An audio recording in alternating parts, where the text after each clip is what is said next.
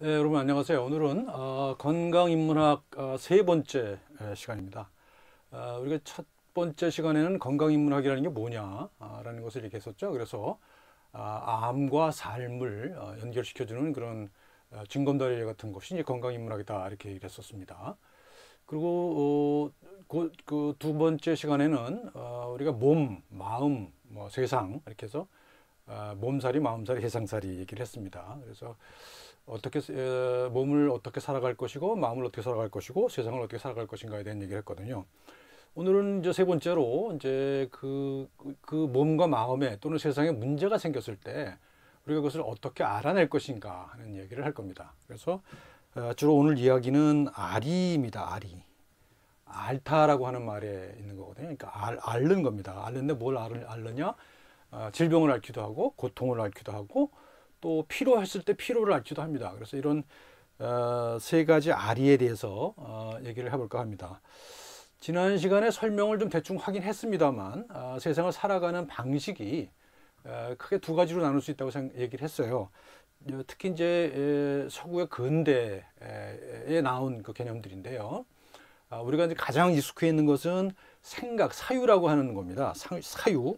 사유라고 하는 존재가 보통 이제 코기토라고 얘기를 하거든요. 이제 그래서 우리가 너무나 유명한 나는 생각한다, 고로 존재한다는 말이 여기 나오는 데카르트라고 하는 사람이 한 말이잖아요. 근데 여기는 뭐냐면 이 생각이라고 하는 것이 존재를 규정을 하죠. 생각이 존재를 규정하는 거예요. 그러니까 이게 근원이 되는 겁니다. 그래서 모든 것을 생각을 중심으로, 사유를 중심으로 생각하는 그런 방식이 이제 코기토의 사유라고 볼 수가 있습니다.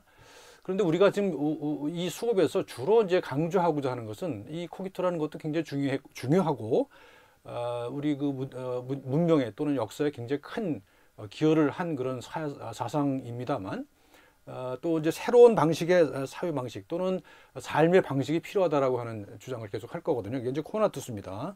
지난 시간에 잠깐 얘기를 했었습니다. 그래서 이것은 뭐냐면 삶을 계속 유지하려는 그런 경향, 노력, 지향 이런 것들을 얘기합니다. 그래서 이것은 어떤 충동일 수도 있고요, 경향일 수도 있고요, 그렇습니다. 그다음에 그래서 역량일 수도 있습니다. 자기 보존의 역량, 나 스스로를 보존하려고 하는 것. 그러니까 생각이라고 하는 것은 굉장히 추상적인 거잖아요. 근데 이제 그 살려고 하는 욕망 또는 욕구 이런 것들은 굉장히 더 본질적인 것이라고 얘기할 수가 있습니다. 그래서 우리는 이제 코나투스 중심으로 얘기를 할 거고요. 그래서 이제 나는 생각한다고로 존재한다와 대비되는 말로서 마음은 몸의 관념이다라고 하는 스피노자라고 하는 그 철학자의 이야기를 중심으로 할 겁니다. 그리고 이제 뭐 여기 좀 보여드리는 거는 그 참고 자료입니다. 참고 자료 그냥 보시면 되고요. 오늘 말씀드릴 내용들은 이렇게 네 가지로 나눌 수가 있습니다. 첫 번째는 건강이 뭐냐 하는 얘기를 또 다시 할 겁니다. 지난 시간에 잠깐 했습니다만 건강을 어떻게 정의할 것이냐에 따라서는 우리가 세상을 살아가는 방식이 많이 달라질 수가 있거든요. 그래서 그런 걸 할 거고요. 그 다음에 세 가지 아리, 병아리, 고통아리, 피로아리에 대해서 얘기를 할 겁니다. 먼저 오늘은 그 사례를 중심으로 한번 얘기를 해보려고 그래요. 세 가지 사례를 이제 여러분과 같이 공유를 하고 그러고 나서 이제 이야기를 진행시킬까 합니다. 첫 번째 사례는 저 개인의 사례거든요. 저 개인의 경험입니다. 뭐 한 10여 년 전 일입니다만 제가 어떤 병원에 근무할 때였는데 그때 이제 그 직원들이랑 같이 회식을 하고 술을 한 잔 마시고 화장실 갔다 그냥 정신을 잃고 쓰러진 적이 한 번 있었어요. 실신을 하는 거죠. 그런 경험이 있어서 이제 그것 때문에 계기가 돼서 물론 금방 일어나긴 했습니다만 뭐 한 몇 초 지나지 않아서 뭐 뒤통수가 뭐 찢어져서 꼬매기도 하고 그랬기 때문에 원인이 뭔지 찾기 위해서 이제 여러 가지 검사를 했습니다. 그랬는데 아주 이상한 거를 하나 발견을 해요. 뇌를 이제 MRI 촬영을 했는데요. 뇌 현상의 뇌를 보면요. 여기 요 그림을 보면은 이제 아시거든요. 요 그림을 보면은 이게 뇌 동맥을 그려진 그림인데요. 이게 이제 뇌 동맥이 좌우에 각각 세 개씩 있습니다. 그러니까 세 쌍이 있는 거죠. 그러니까 6개의 주로 이제 동맥이 있는 거예요. 그래서 뇌라는 굉장히 중요한 기관을 혈액을 공급하는 그래서 산소를 공급하는 그런 동맥인데 놀랍게도 이거 중에 하나가 막혀 있다는 사실을 발견했습니다. 막혀 있었어요. 완전히 막혀 있었어요. 그래서 이것을 본 신경과에서 굉장히 깜짝 놀랐던 그런 경험이 있었습니다. 그런데 보통 이런 그 현상이 나타난다 그러면 굉장히 그 증상이 나타나야 되는 거거든요. 굉장히 심각한 불구가 돼야 되는 겁니다. 저는 그렇다면. 그런데 아무런 증상이 없었단 말이죠. 지금까지도.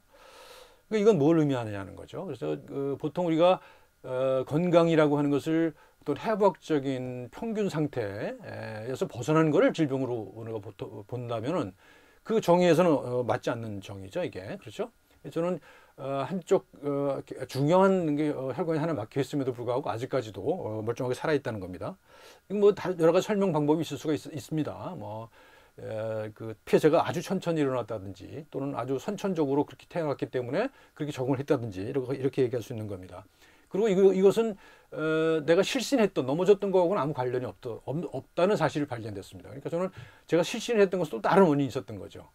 그러니까 이것을 보통 보면은 제가 실신했다는 사실과 엑스를 찍은 사실이 연달아 일어났기 때문에 이걸 인과로 연결시키려고 하는 그런 충동이 작동하는데 그런 충동에 빠져서 안 된다는 겁니다. 그래서 그건 좀 다른 원인에 의해서 실신이 일어났고 저는 그 이후에 그 원인을 알고 생활 방식을 바꿈으로써 그 이후는 그런 일이 없었다는 거죠. 그러니까 건강이라는 것은 뭐냐, 이렇게 사전에 정해진 어떤 그 정상 상태에 합당한 것만이 건강은 아니다라고 하는 것이죠. 그리고 이것이 정상 상태에서 벗어나 있다 하더라도 그것이 명백한 질병이라고 얘기하기는 어려운 것 아니냐, 그런 얘기를 하는 겁니다.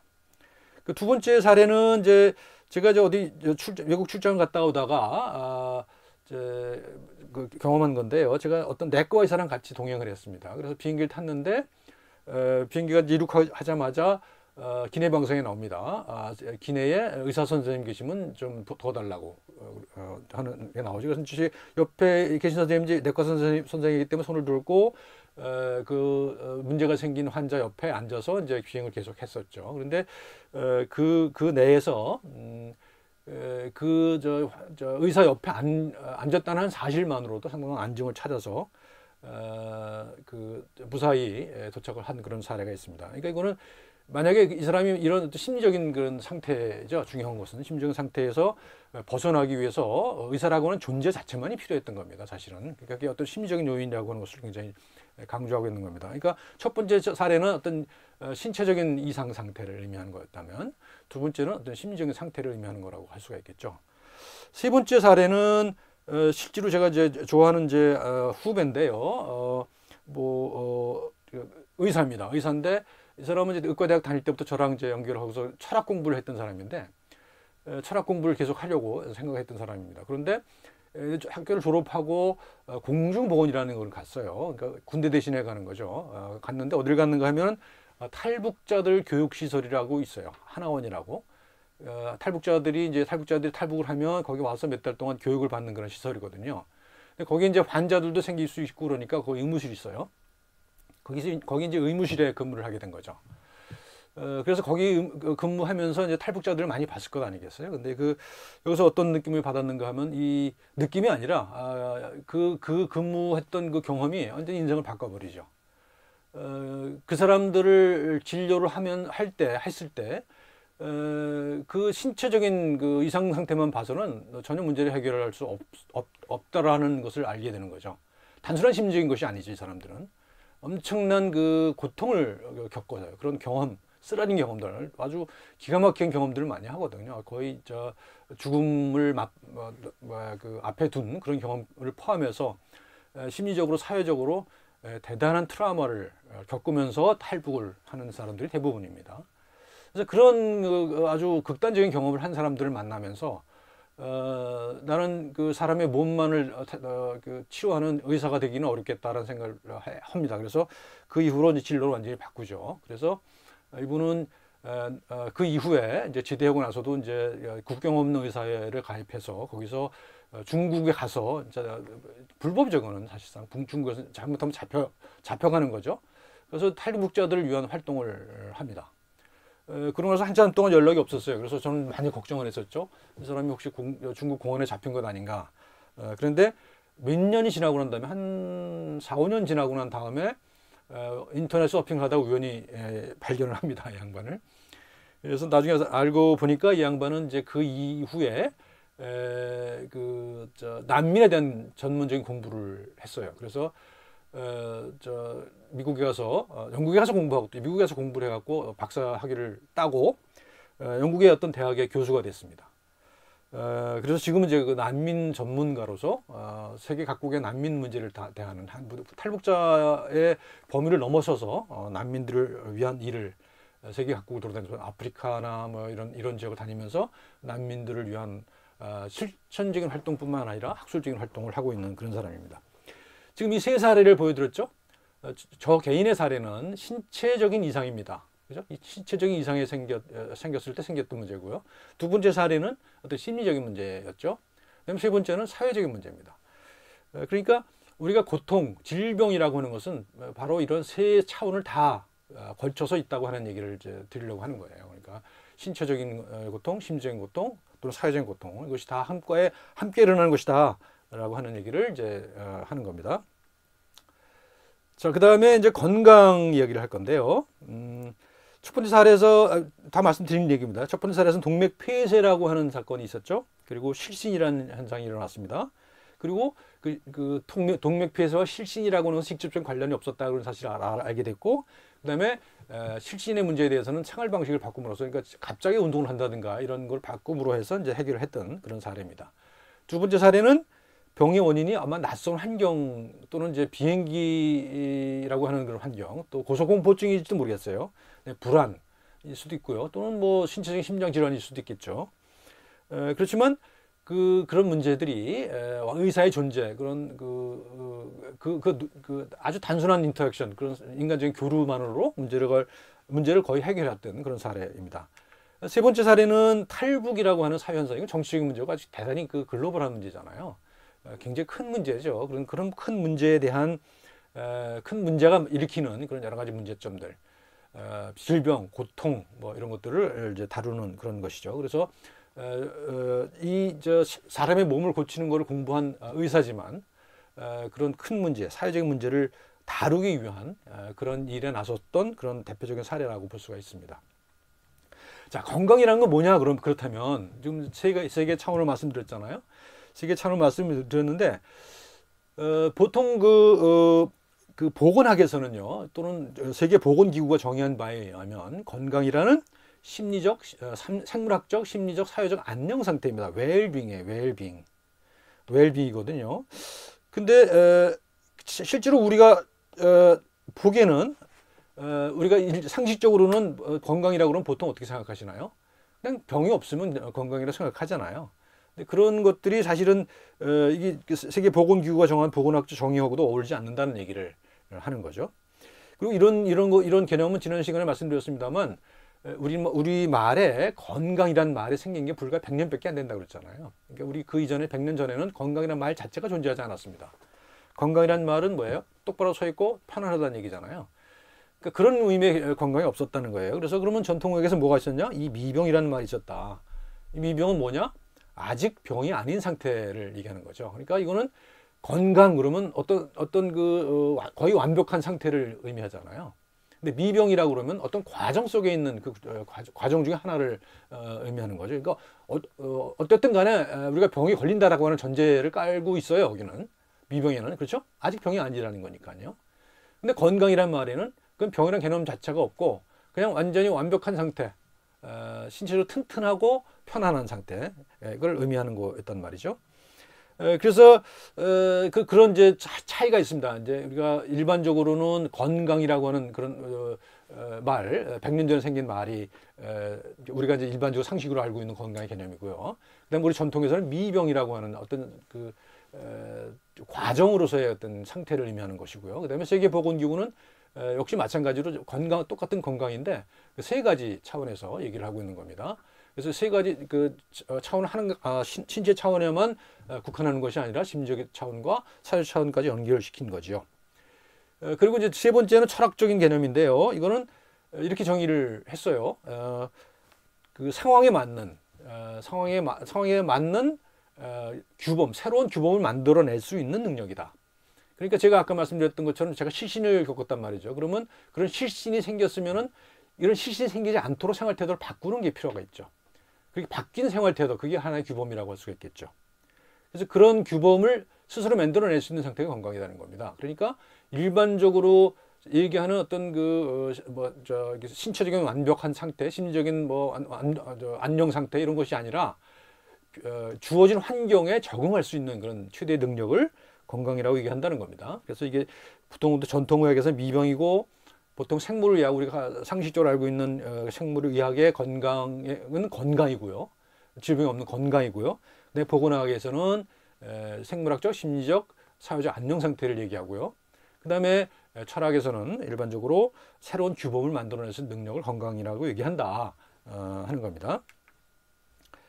자, 건강의 역사와 문화인데요. 이것도 짧게 지난 시간에 잠깐 언급한 겁니다만 짧게 언급을 하겠습니다. 아까 다 말씀드린 내용 반복입니다만 어쨌든 간에 서양에서의 건강이라고 하는 개념은 헬스죠. 헬스는 홀, 전체성, 그 다음에 홀리, 성스러운 거죠. 그 다음에 힐, 치료한다고 하는 그런 의미가 다 포함되어 있어요. 그래서 서양의 건강의 의미는 굉장히 포괄적이에요. 근데 우리 그것을 100년 전에 건강이란 말로 번역을 함으로써 그 뉘앙스가 많이 이제 축소가 된 거죠. 그런 겁니다. 그리고 세계보건기구는 그보다 확대된 그런 건강 개념을 내놨고, 우리는 미병이라는 개념을 과거부터 가지고 있었다라고 하는 거고요. 그래서 건강이라는 개념 자체가 사실 굉장히 역사적인 산물이다, 역사의 산물이다, 또는 문화의 산물이다라는 것을 알 수가 있죠. 문화에 따라 다르고 또 시기에 따라 다르다고 하는 사실을 알 수 있잖아요. 그래서 우리가 지난번에 말씀드렸습니다만 이런 건강은 국력이다라고 하는 이런 표지석을 의미하는 게 뭐예요? 이거는 지금은 이런 모토를 표어를 내세우면 젊은 사람들 좋아할 사람 아무도 없죠. 건강이 왜 국력이냐, 왜 나라 거냐, 내 건강이 나라 거라는 거잖아요. 근데 이런 개념은 더 이상 젊은이들한테 받아들여지지 않지만 그 당시에 1980년대입니다만 80년대만 하더라도 이것이 건강의 표준 개념으로 돼 있었다는 이야기입니다. 건강에 대한 여러 가지 이제 그 상징들인데요. 건강 국력이다라고 하는 이런 상징이 있는 반면에 여기 건강증진센터인데 여기는요, 강하고 질병 없는 멋진 내 몸이라고 하는, 내 몸이라고 하는 그런, 어떻게 보면 이게 이제 건강 국력이다라는 말이 어떤 그 근대적인 그런 사유의 소산이라고 한다면 멋진 내 몸이라고 하는 것은 사실 탈근대적인 21세적인 그런 개념이라고 볼 수가 있죠. 또 비만은 질병입니다 하는 것도 사실은 비만이라는 게 질병인 적이 별로 없었죠. 제가 어렸을 때만 하더라도 비만은 질병이 아닙니다. 그리고 1960년대 미스 코리아들 보십시오. 상당히 통통합니다. 지금 기준으로 봤을 때는 비만이라고 경도 비만이라고 할 수 있는 사람들이 미인이었었거든요. 근데 지금 그렇지 않다는 겁니다. 이렇게 달라지고 있는 거예요. 그리고 이제 왼쪽 아래에 있는 이 그림은 이제 줄기세포 연구가 성공했다는 기념 우표거든요. 근데 여기에 이제 보면은 그 건강의 개념에 대한 잘못된 오해를 담고 있죠. 사실은 줄기세포 주사를 맞으면 저렇게 휠체어 앉았던 사람이 벌쩍 일어나서 뛰어간다라고 하는 그런 어떤 환상을 심어주고 있잖아요. 이게 이제 잘못된 건강 개념들입니다. 다 이것들이 잘못된 거라기보다는 어떤 문화적인 소산이었다는 거죠. 잘못됐다고 하는 말은 잘못된 것 같아요, 그죠? 잘못된 게 아니라 어떤 특정한 건강 개념을 가지고 있다는 거죠. 근데 그것이 일반화되기는 상당히 어려운 것 아니냐 그런 얘기를 하는 겁니다. 뉴욕의 네덜란드 네히미겐이라고 하는 의과대학인데요. 여기 보면 두 개의 조상이 있습니다. 한쪽에는 남신이고요. 오른쪽엔 여신입니다. 시계라고 하는 여신, 여기는 아스클레피우스라고 하는 남신입니다. 이제 우리나라는 보통 히포크라테스가 다 서 있습니다만 여기는 히포크라테스 대신에 이 두 신이 서 있습니다. 이렇게 생긴 신들인데요. 이거는 뭘 의미하냐 하면 아스클레피우스는 질병이 생겼을 때 그 질병을 치료해주는, 말하자면 큐어입니다. 큐어. 치료해주는 그런 역할을 하는 신이라고 한다면, 이 오른쪽에 있는 여신 히게이라는 신은 케어의 신입니다. 케어, 돌봄의 신입니다. 그러니까 치료의 신과 돌봄의 신이 다른 거죠. 그래서 이 의과대학에 이 두 개의 상을 세워놓고 있다고 하는 얘기는 무슨 뜻이겠습니까? 우리는 두 가지 전통을 동등한 비중으로 다루고 있다라는 의미가 되겠죠. 근데 우리나라에는 이런 것이 없고 전부 다 히포크라테스만 서 있죠. 그런 겁니다. 그래서 건강 얘기를 했고요. 두 번째로는 이제 병 얘기를 할 겁니다. 병을 어떻게 앓고 있느냐, 우리가 병을 어떻게 앓을 것이냐 하는 얘기를 하죠. 병앓이 얘기를 할 겁니다. 근데 질병이란 말은 이제 지난번에 잠깐 설명드렸습니다. 이 질이라고 하는 말이 이 안에 화살이 있고요. 이렇게 사람이 이렇게 기대고 누워 있는 형상을 하고 있거든요. 그래서 이게 질병이에요. 근데 보통 우리가 생각하기엔 질병은 그냥 항상 자연 상태에 존재하는 것이라고 생각하는 경향이 있죠. 그죠? 질병은 그냥 있는 거예요. 예를 들면 뭐 감기라는 질병이 있고 암이라는 질병이 그냥 있고 그것이 우리가 재수가 없어서 걸리는 거죠. 병에 걸린다고 그러잖아요. 또는 병이 든다 그래요. 병이 든다. 병이 든다는 얘기는 뭐예요? 밖에 있던 게 내 안에 들어온다는 얘기잖아요. 그러니까 그건 어딘가 객관적으로 존재하는 거를 의미했던 거죠. 그렇지만 가만히 생각해 보면 질병이라는 것은 그렇게 객관적으로 존재하는 게 아니죠. 그렇죠?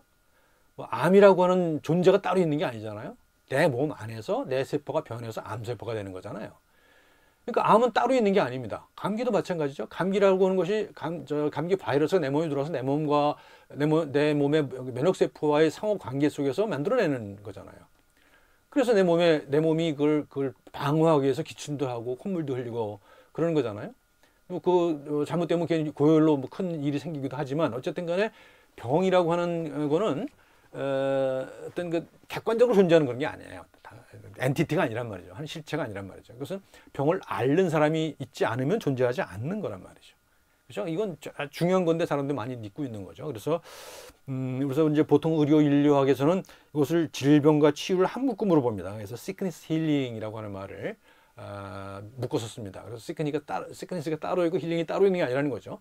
병이 있고 치유가 따로 있는 게 아니라는 겁니다. 병이 걸린 순간 이미 치유가 함께 이루어지고 있다는 얘기죠. 이게 이제 질병에 대해서 우리가 새롭게 인식해야 될 겁니다. 그래서 우리가 여기서 이걸 병알이라고 그랬잖아요. 병을 앓는 거라고 그랬잖아요. 이 병을 앓고 있어요. 여기 보면 병을 앓고 있잖아요. 병을 앓고 있잖아요. 이 병을 앓고 있는 것은 치유가 동시에 이루어지고 있는 겁니다. 병을 앓는다는 것 자체가 치유가 시작되고 있다고 하는 의미입니다. 근데 병을 앓는 방식은 많이 달라요. 시대에 따라서 또는 과학적 발전 단계에 따라서 많이 다릅니다. 먼저 이제 과거에는 어땠을까요? 우리가 원시 시대, 그러니까 수렵 채취 시대에는 어땠을까요? 주로 다치거나 감염병에 걸렸을 겁니다. 그렇죠? 제가 어렸을 때만 하더라도 마찬가지 그랬습니다. 제가 어렸을 때만 해도 굉장히 옛날 얘기고 지금에 비하면 진짜 완전히 호랑이 담배 피던 시절 얘기입니다만 주로 사람들이 다치거나 감염병에 걸려서 앓거나 죽었어요. 대부분 그랬습니다. 그래서 외상과 감염이 대부분이었기 때문에 지금과 같은 그런 질병의 양상이 전혀 아닙니다. 그래서 평균 수명이 무척 짧았고, 그렇죠? 그리고 평균 수명이 무척 짧았기 때문에 늙는 일이 별로 없었어요. 늙은이 그럼 보통 60 넘으면 다 늙은이가 되죠. 그래서 일찍 죽는 게 일반적이었죠. 그렇지만 그런 질병들 거의 다 극복이 됐잖아요. 지금은 외상도 거의 극복이 됐고, 물론 사고가 아직 있긴 합니다만 감염도 거의 극복이 됐습니다. 전염병 뭐 몇만 명씩 죽는 일은 이제 없잖아요. 가끔씩 있긴 해도 그렇죠. 그리고 그 다음에는 뭐냐? 유전이라고 하는 현상. 유전이 질병의 원인으로 이제 받아들이기 시작했습니다. 그래서 유전자가 이제 주요 원인이 됐죠. 그 미생물 병원균에서 이제 유전자가 주 원인이 됐고요. 그리고 또 이제 나중에 이제 나옵니다만 진화라고 하는 개념이 또 다시 도입됩니다. 그래서 진화라고 하는 어떤 엄청나게 긴 시간에서 동안 생긴 그런 일들이 우리 같이 그 병을 걸게 된다는 것이죠. 그래서 외상과 감염을 주로 앓다가 그다음에 이것이 사라지면서 만성병으로 이제 병의 양상이 변화한 것, 이것을 우리가 역학적 전환이라고 얘기를 합니다. 역학적 전환. 그런데 지금은 또 세 번째 변환이 또 이루어지고 있다는 거죠. 우리가 그러니까 21세기 초에 뭐가 완성됐습니까? 휴먼 게놈 프로젝트, 그러니까 인간 유전체 프로젝트가 완성됐잖아요. 그래서 인간의 유전자를 DNA를 이루고 있는 거의 모든 염기서열이 밝혀졌죠. 그러고 나서 처음에는 어떻게 생각했냐면 이걸 밝히고 나면 우리가 인간 생명의 설계도를 가지게 될 것이라고 생각했었는데 완성해 놓고 나니까 그렇지 않다는 걸 알게 됐죠. 그래서 또 다른 문제가 생겼습니다. 그건 뭐냐 하면 그 안에 다양한 관계가 있다고 하는 사실들을 알게 됩니다. 그래서 이제 그게 이제 뭐냐 하면 옛날에 유전자를 다 밝혀내면, 그러니까 유전 서열을 다 밝혀내면 모든 것이 밝혀질 거라고 생각했는데 그렇지 않죠. 그것들 간의 상호 관계가 굉장히 복잡하다는 사실들을 알게 됩니다. 또 유전자가 바로 형질을 발현하는 것도 아니고요. 유전자가 단백질을 형성하고 그 단백질이 또 다시 밖에 나와서 다른 단백질체라고 하는 걸 형성하고 그것이 아주 다시 복잡한 관계를 거쳐서 또 형질의 어떤 집합 이런 걸 만들어냅니다. 그러니까 전부 다 집합 단위로 뭉뚱그려집니다. 유전자의 집합, 그다음에 단백질의 집합, 그다음에 중간 산물의 집합, 그다음에 뭐 단백질의 집합, 뭐 그다음에 그 형질들의 집합. 그래서 이것이 결국 뭐라고 그러냐? 오믹스라고 그래요. 오믹스. 과거에는 하나의 유전자가 하나의 형질을 발현시킬 거라고 생각했지만 이 프로세스를 완성해 놓고 보니까 그렇지 않다는 사실들이 밝혀지죠. 그래서 이걸 집합으로 연구하는 그런 분야가 이제 또 발전하게 됩니다. 또 한 가지는 이제 프로바이오틱스라고 많이 들어보셨잖아요. 이제는 과거에는 위생을 강조해서 미생물들을 몰아내는 거에 관심을 가졌다고 한다면 지금은 오히려 그 미생물들을 공급해 줌으로써 내 몸에 공급해 줌으로써 질병을 치료하는 그런 방식이 또 발전했단 말이죠. 그러니까 질병에 대한 그 패러다임이 완전히 달라진 겁니다. 그렇죠? 그리고 면역과 인지라고 하는 것도 나중에 다시 설명합니다만 그 새로운 과학입니다. 새로운 과학. 과거에 주로 이제 미생물학이나 뭐 생화학 이런 것들이 발전했다면 지금은 면역이나 인지 과학이 발전해서 이런 그 생명 현상에 대한 어떤 새로운 패러다임을 제공해주고 있다는 얘기죠. 그다음에 질병을 경험하는 세 가지 차원이 있어요. 이건 이제 우리 전통 사상에서 나온 건데요. 환과 질과 병이 있습니다.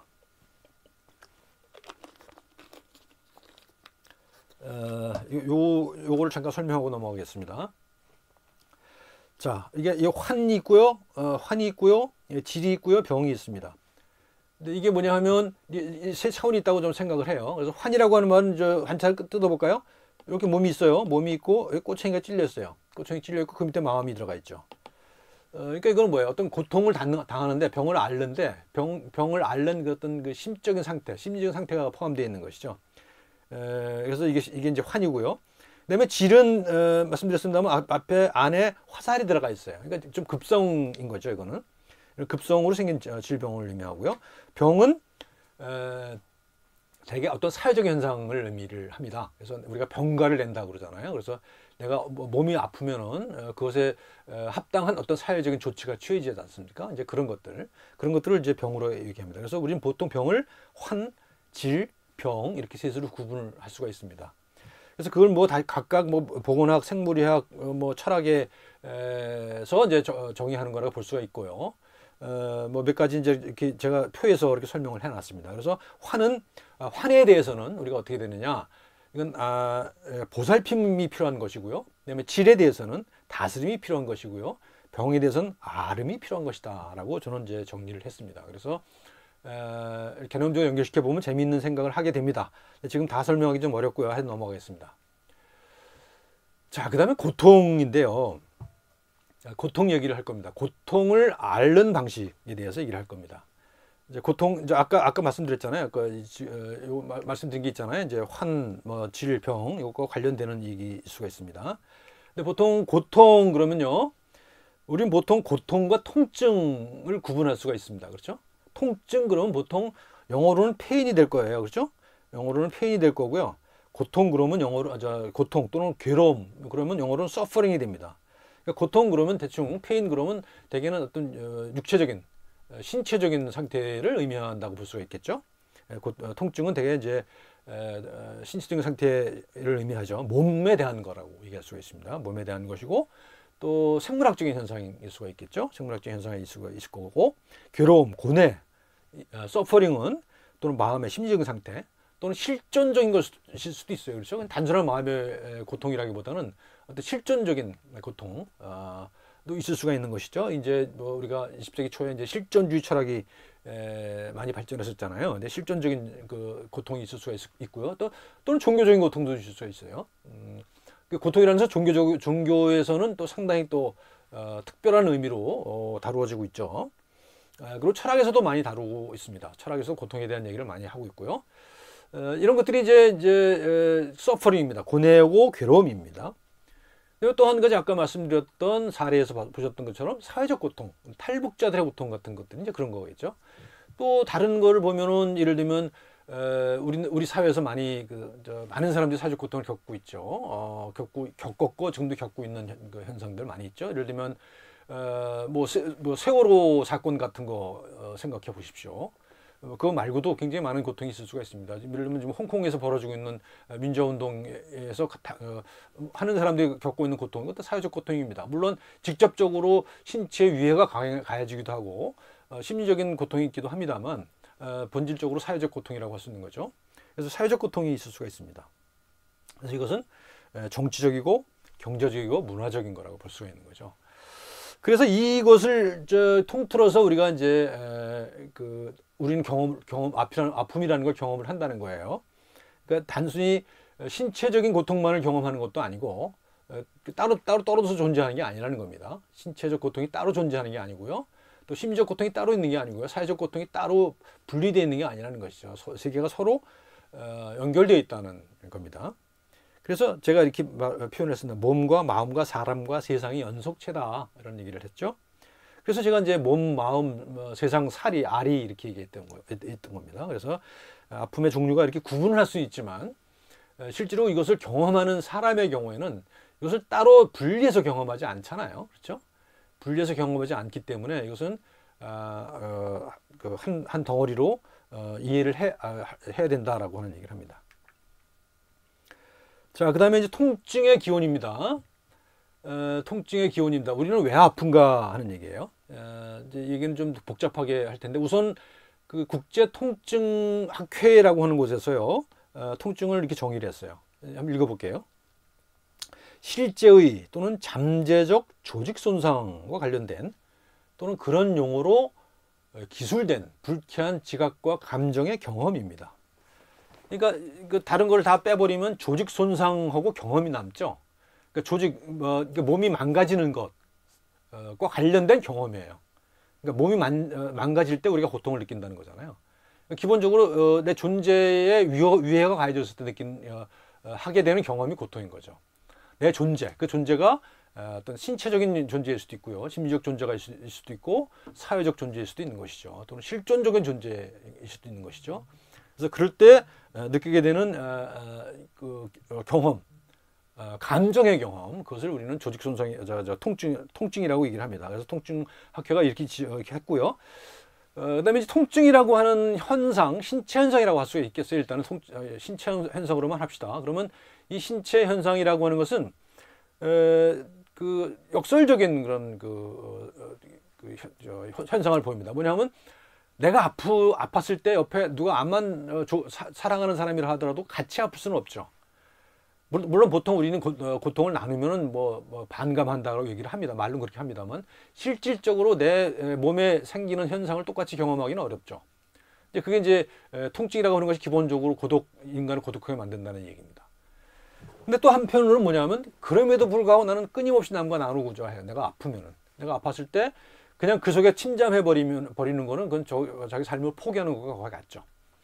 끊임없이 자기 고통을 남들에게 얘기하고자 하는 게 우리 생명체의 본능이라는 것이죠. 그러니까 이런 역설적인 현상이 볼 수가 있습니다. 함께 할 수 없음에도 불구하고 끊임없이 나누고자 한다. 라는 게 역설인데요. 지금 나중에 이제 설명을 드리겠습니다만 이게 함께 할 수 없음이라는 것도 지금은 좀 무너지기 시작하고 있어요. 함께 할 수 없다고 기본적으로 생각하잖아요. 왜냐하면 나라는 존재와 타자의 존재는 전혀 다른 존재니까요. 서로 교통할 수 없는 거잖아요. 분리되어 있는 존재잖아요. 그래서 인디비주얼이라고 그러잖아요. 그런데 지금 이제 신경과학에서 발견되고 있는 여러 가지 현상들을 보게 되면요, 실질적으로 교감을 할 수 있다는 겁니다. 그게 이제 나중에 설명되는 거울 이론이라는 건데요. 누군가가 아니라 내가 사랑하는 사람이 어떤 고통을 호소했을 때, 고통을 경험하고 있는 것을 목격했을 때 나도 똑같은 경험을 한다는 겁니다. 강도는 약하지만. 그래서 그게 이제 함께 할 수 없음이라고 하는 이 전제가 좀 무너질 수도 있는 그런 이야기이긴 합니다만, 그렇다 하더라도 똑같은 강도로 느낄 수는 없는 거기 때문에 차이는 있는 거죠. 그래서 함께 할 수 없다는 사실은 아직도 유효합니다. 함께 할 수 없지만 또한 그것을 함께 하고자 한다라고 하는 것이 이제 통증의 특징이라고 할 수가 있습니다. 그래서 그것 때문에 그런 본질적인 속성 때문에 많은 현상들을 우리가 설명할 수가 있습니다. 뒤에 설명한 이제 플라시보 같은 것도 그런 거라고 볼 수가 있어요. 자, 그 다음에 통증이라고 하는 것은 보통 기본적으로 생물학적으로는 느끼는 거 지각이죠. 센소리죠. 센소리잖아요. 그죠? 어떤 감각 자극이 가해지고 그것이 뇌로 전달돼서 뇌가 그걸 느끼는 거죠. 그게 이제 통증이잖아요. 근데 이제 재밌게도 이 단순한 지각일 수 없다고 하는 사실들이 최근에 자꾸 밝혀지기 시작합니다. 단순한 지각이 아니라는 얘기는 뭔가요?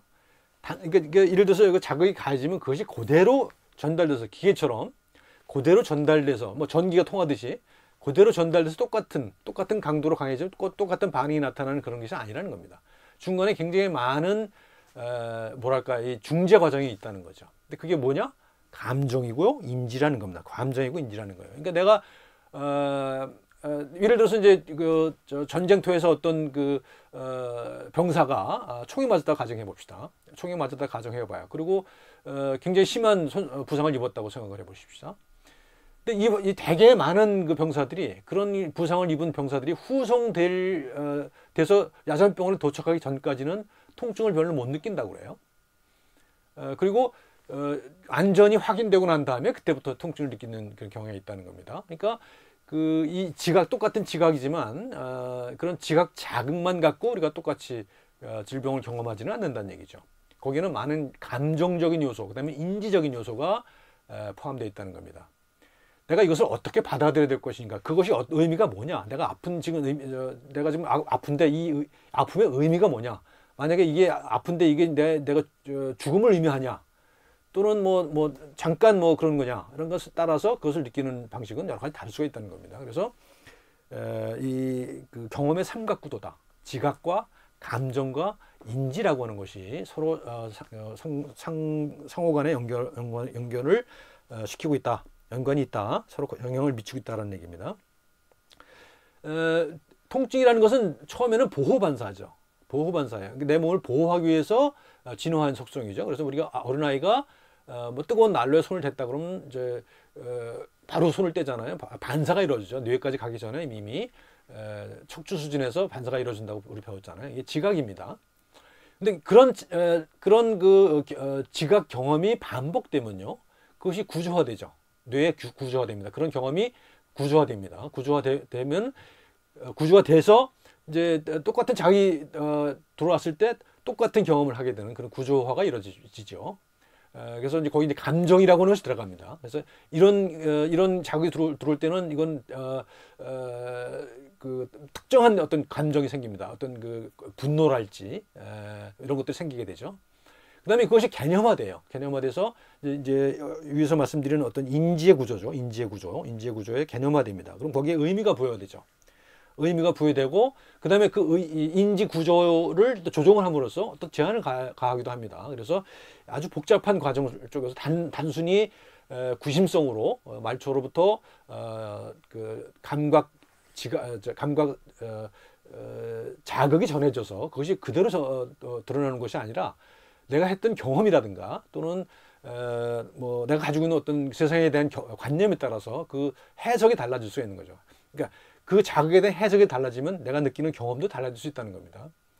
그러니까 통증 또는 고통이라는 것도 이렇게 일방적인 것이 아니다라고 하는 사실들을 알 수가 있는 거죠. 아무튼 간에 그렇게 복잡한 과정을 겪지만 그렇지만 그럼에도 불구하고 기본적인 속성은 변하지 않습니다. 나의 아픔은 아무도 대신 알아줄 수가 없습니다. 그죠? 내가 경험하는 그런 통증은 또는 고통은 실존적 고통까지 포함해서요. 또 종교적 고통도 마찬가지입니다. 그럼 나눌 수가 없어요. 물론 나누려고 하죠. 그렇지만 그럼에도 불구하고 나누고자 한다는 것이 특징이죠. 그래서 생물학적 특성과 심리사적 특성이 이렇게 연결된다라는 얘기입니다. 다시 한번 반복되는 겁니다만 통증의 역설이죠. 피하지 않을 수가 없다. 통증이 왔는데 내가 그걸 그냥 가만히 앉아서 당하는 사람은 거의 없다는 거, 별로 없다는 거죠. 물론 그런 경우는 있을 수가 있어요. 종교적으로 예를 들면 뭐 태국의 타이푸삼 같은 데 가면요, 타이푸삼 축제라는 걸 하는데 그때는 많은 사람들이 스스로 고행을 한다 그러죠. 그래서 뭐 저 펄펄 끓는 시뻘런 그 불 위를 걷는다든가 몸에다 꼬챙이 끌고 뭐 마차를 끈다든가 뭐 이런 고통을 일부러 겪는 경우가 있다고 그래요. 근데 그런 경우에는 좀 특별한 경우고요. 또 실제로 그 사람들은 어떤 종교적인 엑스타시 속에서 그 경험을 고통을 느끼지 않을 수도 있겠죠. 그렇지만 일반적인 상황 속에서는 고통이 가해올 때 피하지 않을 수가 없습니다. 뭔가 나한테 날라올 때 그걸 피하지 않고 인지하는 순간 피하지 않을 사람은 거의 없는 것이죠. 내가 인지하지 못한다면 모르지만요. 그렇죠? 피하지 않을 수 없는 것이고요. 또 하나의 역설은 뭐냐면 우리가 만약에 아무런 통증이 없다고 상상을 해봅시다. 통증을 느끼지 못한다고 상상을 해봅시다. 우리가 제대로 된 삶을 살 수 있겠는가? 지금 이 그림 배경에 보이는 저 배우가 이제 권상우죠? 저 사람이 출연한 영화가 통증이라는 영화가 있었습니다. 근데 그 영화를 보면은 저 사람은 자기가 통증을 느끼지 못한다는 것을 무기 삼아서 밥벌이를 하고 삽니다. 남을 협박을 할 때 자기 스스로 자해를 가해서 그 사람을 협박을 해서 그걸 자기 생계 수단으로 삼거든요. 여기 중요한 게 하나 있습니다. 내가 자해를 가한다는 사실이에요. 그리고 이 자해를 가하는 사람은 어떻습니까? 이 사람은 제대로 된 수명을 유지를 할 수가 없습니다. 금방 죽죠. 통증을 못 느꼈을 경우에는 못 느끼는 경우에는 그 삶이 제대로 된 삶일 수가 없다는 겁니다. 그래서 그게 또 한 가지가 있고 또 한 가지 뭐가 있냐면 자기 자해를 어떤 협박 수단으로 삼고 있다고 하는 거잖아요. 협박이 된다는 얘기는 뭘 의미하겠습니까? 그 통증이라고 하는 것을 느낀다고 생각하는 사람을 본다는 것, 관찰한다는 사실, 목격한다는 사실 자체가 대단한 고통이라는 얘기를 하는 거잖아요. 그렇죠? 그래서 이 영화는 그런 메시지를 담고 있다고 저는 생각을 해요. 통증을 느끼지 못했을 때 그거는 제대로 된 삶을 살 수 없다. 또 남의 고통을 목격하는 경우에는 그것도 대단한 큰 고통이다. 뭐 하는 거를 그런 얘기를 하는 거죠. 그래서 이제 이런 데이비드 비로라고 하는 사람 쓴 책에 보면은 Listening to Pain이라는 책이 있는데요. 여기는 뭐라고 얘기하냐면 다른 사람의 고통을 목격하면서 그 고통이 사라지기를 바라지 않을 수가 없다. 다른 사람 물론 이제 사이코패스 같은 경우 그렇지 않은 경우가 있습니다. 사이코패스들은 이제 이런 공감 능력이 없는 사람을 일러서 우리가 사이코패스라고 그러잖아요. 그렇지만 그건 일반적인 현상이 아니고 아주 지극히 예외적인 현상인 것이고요. 우리가 일반적으로는 남의 고통을 봤을 때, 목격했을 때 그것을 없애기 위한 노력을 할 수밖에 없다. 그것이 인간의 본성이다 하는 얘기를 하는 겁니다. 이제 여기서 그 얘기를 한번 해보십시다. 우리가 우리가 뭐 나중에 다시 얘기 나옵니다만 우리 고대 중국의 유학에 성선설과 성악설이 있잖아요. 그러니까 성선설을 주장한 사람이 누구죠? 맹자잖아요. 맹자가 그런 얘기를 해요. 인간이 본성에 착하다고 하는 증거로 뭘 얘기를 하는가 하면 어떤 상황을 얘기합니다. 어떤 도둑이 부잣집에 도둑질을 하러 들어갔습니다. 그런데 얼핏 보니까 어떤 어린 아이가 엉금엉금 기어서 우물에 빠지려고 하더라. 라는 겁니다. 근데 이 사람이 도둑질을 하러 간 사람이니까 그렇게 좋은 사람은 아닐 거 아닙니까? 근데 그런 도둑이라 할지라도 그 아이를 구하려고 하는 마음이 생긴다. 라고 얘기를 하거든요. 그게 바로 인간의 본성이 착하다는 증거 아니냐 이렇게 얘기를 합니다. 이제 바로 이 얘기를 하는 겁니다. 다른 사람의 고통을 보면서 그 고통이 사라지기를 바라지 않을 수가 없다. 이게 이제 보통의 인간이 느끼는 거다라는 얘기입니다. 그래서 이제 제가 좋아하는 그림인데요. 이제 병아리가 알에서 깨어나오는 장면입니다. 이제 이거를 저는 이제 그렇게 해석을 해요. 그냥 이게 국문학적으로 맞는지 어떤 말인지 모르겠는데 이 알이라고 그러잖아요. 우리가 이거를 알이라고 그러잖아요. 알이라고 하는 말과 이 알미라고 하는 말과 상당한 유사성이 있다라고 하는 겁니다. 그다음에 알이라고 하는 앓는다라고 하는 말과 안다고 하는 말과 알이라고 하는 말은 그 어원이 같지 않냐 그런 생각을 합니다. 그래서 안다고 하는 것은 앓는 거고 아는 것과 앓는 것의 끝에는 뭐가 있냐? 깨달음이 있다는 겁니다. 뭐냐? 깨달음이 나온 것은 뭐냐? 이게 알을 깨고 나오잖아요, 그렇죠? 그러니까 알에서 알미 나왔고 아리가 나왔고 그 다음에 깨달음이 나온 것 아니냐 이런 생각을 하는 거죠. 그러니까 뭘 의미하겠어요? 우리가 어떤 고통을 경험하지 않고서는 어떤 새로운 차원에 도달하기 어렵다. 새로운 알에 도달하기 어렵다. 깨달음에 이르기 어렵다 하는 얘기를 하는 거잖아요. 고통이라는 것은 기본적으로 피하고자 하지만 그렇지만 한편으로는 그런 고통을 경험해야만 새로운 차원으로 나갈 수 있다는 얘기를 하는 겁니다. 젊어서 고생은 뭐 사서라도 한다라고 하잖아요. 요즘 젊은이한테 이런 얘기하면 야단을 많이 맞을 텐데 어쨌든 간에 뭐 젊어서뿐만이 아니라 나이를 먹어서라도 어떤 적당한 의미의 고통, 적당한 정도의 고통은 어떤 삶의 어떤 새로운 활력소가 되기도 하죠. 그렇습니다. 그래서 건강도 그렇다고 저는 생각을 하는 거예요. 건강은 어떤 잘못된 비정상적인 상태에서 정상적인 상태로 돌아가는 것이라기보다는 내가 알았던 어떤 병을 새롭게 이해를 해서 그래서 전혀 새로운 상태로 변해가는 것. 그러니까 내 몸 자체가 새롭게 변해가는 것. 그게 건강 아니겠는가라는 생각을 합니다. 그러니까 건강이라는 것은 어떤 도달해야 될 목표라기보다는 어떤 그 삶을 살아가는 과정 속에서 내가 새로운 몸으로 변해가는 과정. 그것이 건강이라고 저는 생각을 하고 여러분과 생각을 나누고 싶습니다. 고통에 대한 이제 시가 있습니다. 우리 이성복 시인이라는 분이 계신데요. 이분이 이제 이런 그 시를 썼습니다. 내 고통은 나뭇잎 하나 푸르게 하지 못한다라고 하는 그런 요 산문집을 쓰셨는데 거기에 이런 얘기가 나옵니다.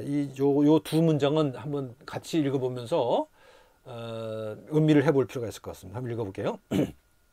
무서운 것은 아픔을 무력하게 만드는 아픔 바깥의 습관이 아니라 아픔 속에서 잠자는 아픔 자신의 습관이다. 무슨 말일 것 같습니까? 여러분들 스스로 음미를 해보세요. 제가 설명을 하는 것보다는 여러분들 스스로 음미해보는 것이 좋을 것 같습니다. 아픔 속에 잠자는 아픔 자신의 습관이라고 그랬어요. 그러니까 아픔을 경험하는 습관이 있다는 거죠. 나는 그 습관을 변화시킴으로써 아픔을 경험하는 방식을 변화시킬 수가 있는 것이죠. 그리고 견딜 만한 아픔이 될 수가 수도 있다는 얘기입니다. 그러니까 아픔의 습관을 변화시키는 것, 이것이 굉장히 중요한 것이라고 볼 수가 있습니다. 우리가 그 아픔을 경험했던 신체적인 아픔을 경험했던 사람들이 쓴 어떤 수기들 그런 것들이 많이 있거든요. 이제 그런 거 보면 대체적으로 이제 의학으로 극복할 수 있는 의학이 도움을 줄 수 있는 그런 아픔의 경우는 의학의 도움을 받는 게 좋겠습니다만 의학의 도움으로도 해결되지 않는 그런 아픔을 겪는 경우에 되게 많은 사람들이 그 아픔을 경험하는 방식을 스스로 개발함으로써 그 아픔과 같이 살아가는 그런 경우를 많이 봅니다. 그렇죠. 이것을 극복할 수 없다면 그걸 즐겨라. 뭐 그런 얘기 하잖아요. 그걸 피할 수 없다면 즐겨라. 이런 얘기를 하잖아요. 이제 아픔도 비슷한 거라고 생각합니다. 고통도.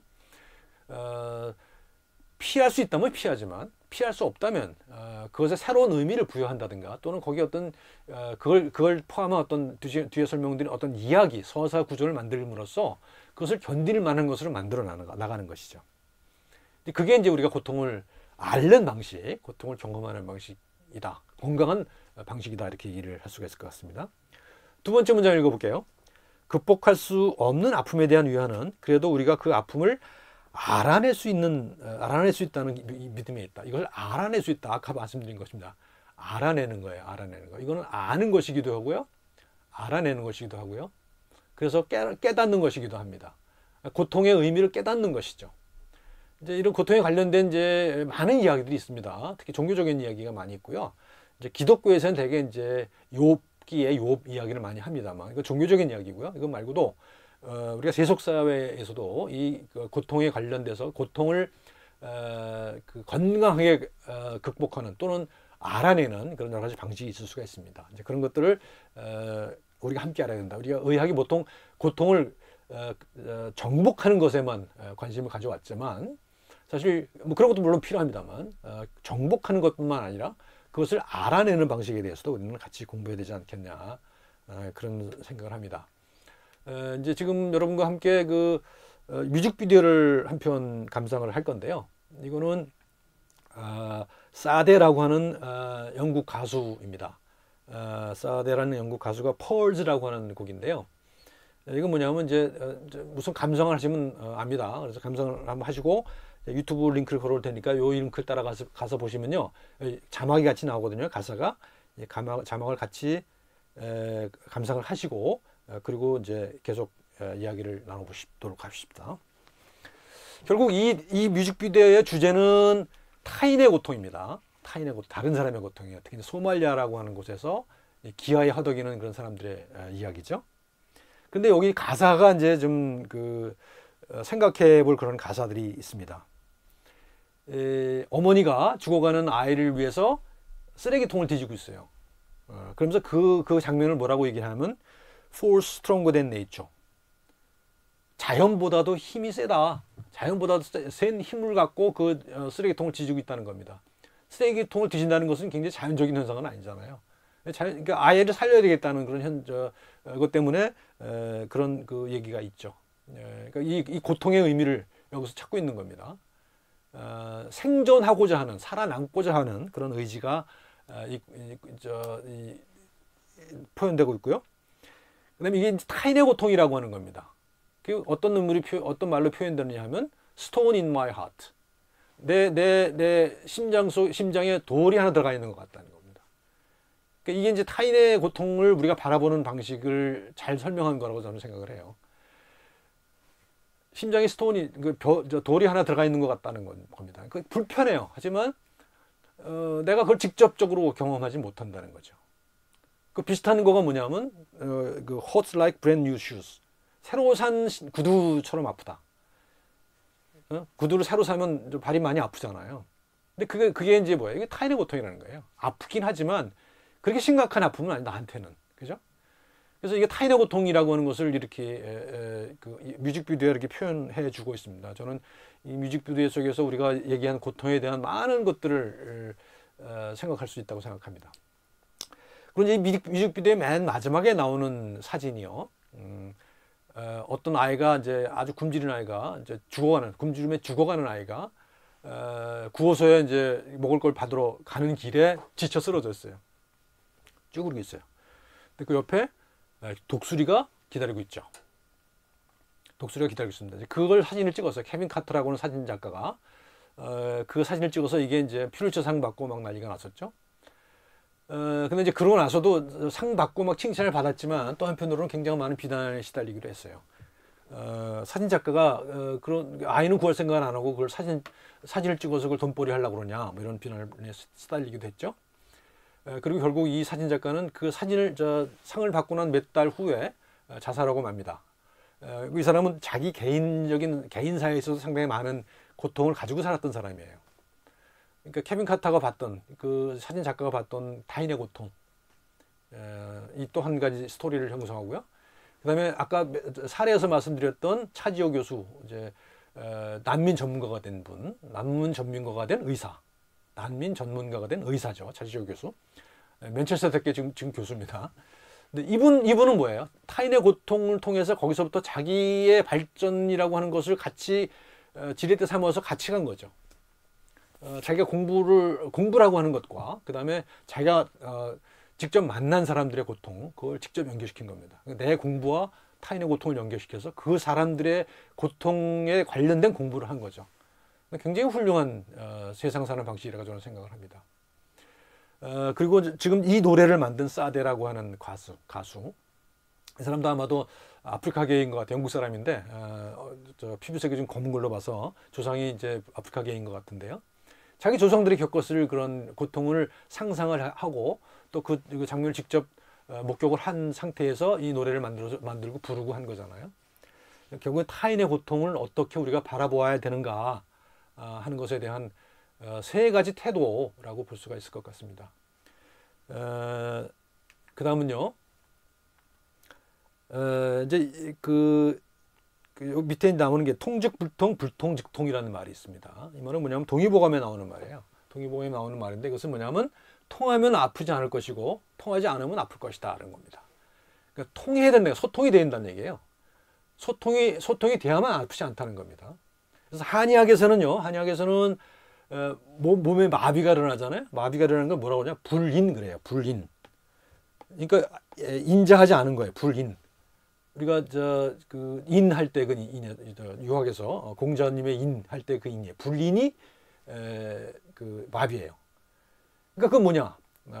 도덕적인 것과 같이 섞여 있는 거죠. 여기에는 신체적인 현상과 도덕적인 현상을 그냥 섞어서 얘기를 하는 겁니다. 여기서 얘기하는 것도 마찬가지예요. 통하면 아프지 않다는 거예요. 그것이 통하는 상대가 내 몸의 어떤 경락일 수도 있고요. 또는 뭐 혈일 수도 있고요. 또는 다른 사람일 수도 있습니다. 그리고 우리 사회일 수도 있어요. 통이라고 하는 말을 그렇게 이제 해석할 수가 있을 것 같죠. 그리고 이 아프다고 하는 의미의 통도 그런 그 모든 차원에 걸쳐서 있는 그런 통을 의미하는 거죠. 그러니까 우리 전통의학에서는 차원을 그렇게 구분하지 않는다는 사실들을 알 수가 있죠. 신체적 차원과 심리적 차원과 사회적 차원을 구분하지 않는다는 사실들을 알 수가 있습니다. 그리고 이제 이거는 뭐 우리 전통사에서만 그런 게 아니라요. 여기 이제 서양에서 나온 책들을 보면 이렇습니다. 아서 프랑크라고 하는 분이 몸의 증언이라는 책을 써요. 근데 이분은 사회학자인데요. 사회학자인데 아주 심각한 질병을 두 번이나 알아요. 한 번은 심장병, 한 번은 암을 앓습니다. 그래서 이런 얘기를 해요. 읽어볼게요. 아픈 사람은 질병을 이야기로 만들므로써 운명을 경험으로 전환시킨다. 여기서 이제 이야기라고 하는 말이 나오죠. 이야기라는 말이 굉장히 중요하거든요. 나중에 이제 우리가 서사의학 할 때 이제 할 텐데, 질병을 이야기로 만들어요. 의사들은 보통 이야기를 배제시키잖아요. 이야기를 배제시키고 환자가 어떤 이야기를 하려고 하면 그걸 끊고 거기 안에서 질병을 추출해내려고 그러잖아요. 근데 이제 이 아픔을 경험하는 경우에는 환자들은 그걸 이야기로 해야만 된다는 거죠. 그래서 운명을 경험으로 전환시킨다. 운명을 경험으로 전환시킨다는 겁니다. 자신의 몸을 타인으로부터 분리시키는 질환이, 그죠? 내가 아프면 분리된다고 그랬잖아요. 그러니까 고통을 나눌 수가 없다고 그랬잖아요. 서로 공유할 수 있는 취약함을 통해서 육체들을 연결시킨다. 뭐예요? 그러니까 내가 고통을 겪고 있을 때 다른 사람이 나를 본단 말이에요. 나를 어떤 바라본다고 했을 때 다른 사람이 나를 바라보는 속에는 뭐가 들어있냐면 자기도 그럴 수 있다라고 하는 사실, 그런 자각이 있는 거죠. 타인이 고통을 겪었을 때 그것을 바라보는 사람은 저게 나일 수도 있다라는 생각을 하게 된다는 거죠. 언제든지. 그리고 자기 경험에 비춰서 생각을 하게 되잖아요. 그런 공통의 취약함, vulnerability라고 그러죠. 공통의 취약함을 통해서 우리는 서로 연결된다는 거죠. 결국 이야기할 수밖에 없다는 거예요. 그죠?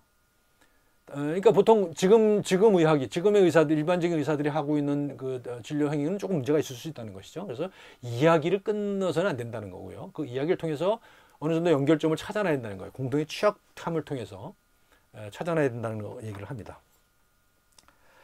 그 다음 문장 볼까요?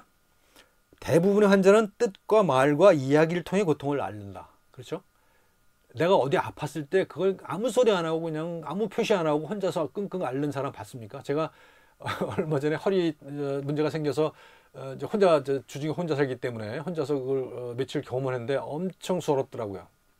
누군가 나눌 수 있는 사람이 없다는 게 그렇게 서럽더라는 거예요. 누구한테 푸념이라도 털어놓을 수 있었을 때 그것이 어느 정도 견딜만 한 것이 되는데, 그렇지 않을 경우에는 진짜 이거는 그렇게 혼자 계속 지속된다면 그냥 죽을 수밖에 없을 것 같다는 생각이 들더라고요. 그래서 고통을 앓으면서 몸과 마음과 사람은 새로운 공동체를 형성한다는 겁니다. 고통이라고 하는 것이 결국은 나눌 수 없다고 얘기했지만 생물학적으로, 또 한편으로 보면 그건 나눌 수밖에 없는 거죠. 그리고 나눔으로써 우리는 서로 통한다는 겁니다. 그러니까 고통의 공동체를 만든다는 거예요. 우리가 같이 아파한다는 그런 공동체를 통해서 공동체가 훨씬 더 강해질 수 있다고 하는 얘기입니다. 자, 이게 이제 동의보건의 통즉불통, 불통즉통이라고 하는 말이 있다는 말씀했죠. 자, 지금까지 이제 고통을 얘기했고요. 마지막으로 피로 얘기를 할 겁니다. 근데 피로라고 하는 말은 우리가 보통 많이 얘기를 안 했죠. 근데 피로라고 하는 말은 이제 최근에 각광을 받기 시작했습니다. 그게 이제 독일에 거주하는 한국인 철학자 한병철 교수라는 분이 이제 피로사회라는 아주 작은 책을 썼는데 그게 꽤 한국에 그 반향을 일으켰던 것 같습니다. 그래서 피로라고 하는 것이 또 다시 이제 우리 현대인에 특히 현대인에게 이 공감을 일으키는 그런 현상이 되고 있습니다. 먼저 이제 이 어떤 여론조사, 설문조사 얘기를 하나 해볼게요. 1910년도에 한 건데요. 사람들한테 물어봤습니다. 행복한 삶을 살고 계십니까? 라고 물어봤어요. 이게 이제 특히 우리나라 사람이 좀 OECD 국가에서 아주 4위에 속한다고 그러죠. OECD뿐만 아니라 전 세계적으로 한국인들이 보통 주관적인 행복도가 굉장히 낮다고 얘기를 합니다. 그래서 일반인들은 보통 63%가 행복하다고 대답을 했답니다. 그런데 놀랍게도 의사들의 경우에는 이게 43%밖에 안 됐대요. 그러니까 왜 일반인들하고 의사하고 사이가 거의 한 20%포인트 차이가 나냐 하는 겁니다. 의사들이 그렇게 행복하지 않다는 얘기잖아요. 왜 행복하지 않습니까? 보통 이 사람들은 뭐 엄청난 그 경쟁을 뚫고 의사가 된 사람들이고 수입도 괜찮고 뭐 여러 가지 좋은 사람들 아니에요? 그 사회적 조건이. 그런데 왜 행복하지 않냐? 오히려 더. 이게 역설인 것이죠. 역설인 것이고 그 역설을 설명해 주는 게 이제 그 다음에 나온 건데요. 제가 이제 다른 의과대학에 근무할 때인데 2011년에 학생들이 자기들 스스로를 상대로 연구한 그런 사례가 하나 있습니다. 자기들 스스로 이제 심리학적인 연구를 해서 자신들의 문제가 뭐냐고 물어봤거든요. 그랬더니 놀랍게도 이 사람들은 대개 의과대학에 들어왔으니까 아주 심각한 그 경쟁을 뚫고 경쟁에 이긴 사람들이잖아요. 뭐 1% 이내에 속한 사람들이란 말이죠. 근데 놀랍게도 자기들의 문제점으로 뭘 들었는가 하면 자존감 상실을 들었어요. 자존감이 없다는 거예요. 그 경쟁에 이긴 사람들이 자존감이 없다는 거예요. 놀라운 일 아닙니까? 그러니까 이 경쟁을 통해서 자존감을 키운 게 아니라는 거예요. 경쟁을 통해서 오히려 그 자존감을 잃어버렸다는 겁니다. 이게 제가 보기에는 현대인이 피곤한 그런 이유가 아닌가 그런 생각을 합니다. 그래서 번아웃이 굉장히 많고요. 미국 대학생들의 의대생의 45%가 소진증후군, 번아웃이죠.